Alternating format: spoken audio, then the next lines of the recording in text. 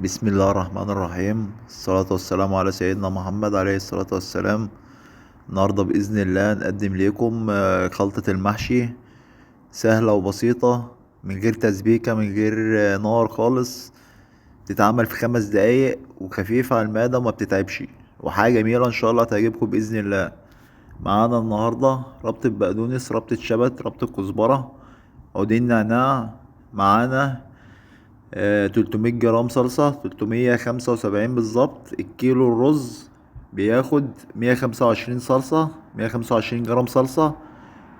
معانا 3 كيلو رز النهاردة. الطريقة هنعملها ب3 كيلو رز. معانا تقريبا 200 جرام زيت.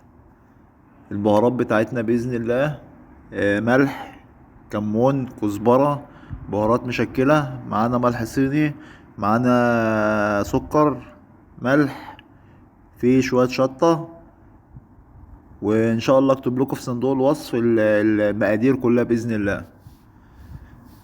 معانا 300 جرام بصل. كيلو الرز بياخد 100 جرام بصل، تقريبا بصلة بحجم قبضة اليد.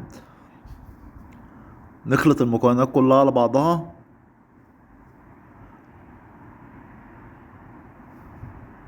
تلاتة كيلو رز معانا مغسولين ومتنشفين كويس. نزلنا عليهم بالخضرة والبصل والصلصة ونمكسهم في بعض كويس. هنقلب كويس لحد ما يندمجوا مع بعض كلهم. وبعدين اخر حاجة هننزل بالزيت.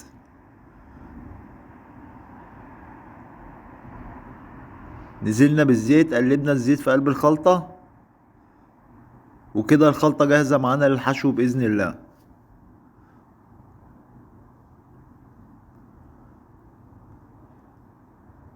تقليب كويس يا جماعة عشان الصلصة تندمج مع الرز والخضار وكل البهارات تندمج مع بعضها.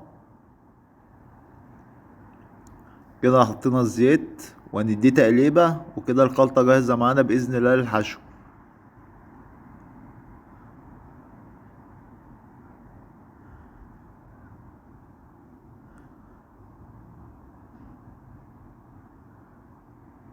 كده خلاص يا جماعة الخلطة جاهزة معانا.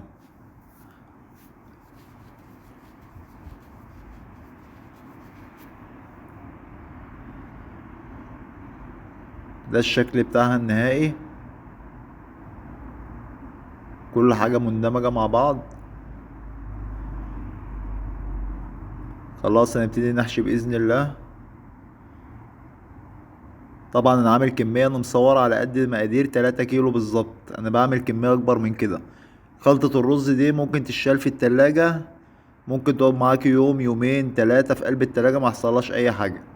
ده كله شغل ايدي، انا اللي بعمل الشغل ده كله بايدي، محدش بيعمل حاجة معايا. يا رب يكون الفيديو عجبكم باذن الله، وتجربوا الخلطة ديت والطريقة دي باذن الله تعجبكم.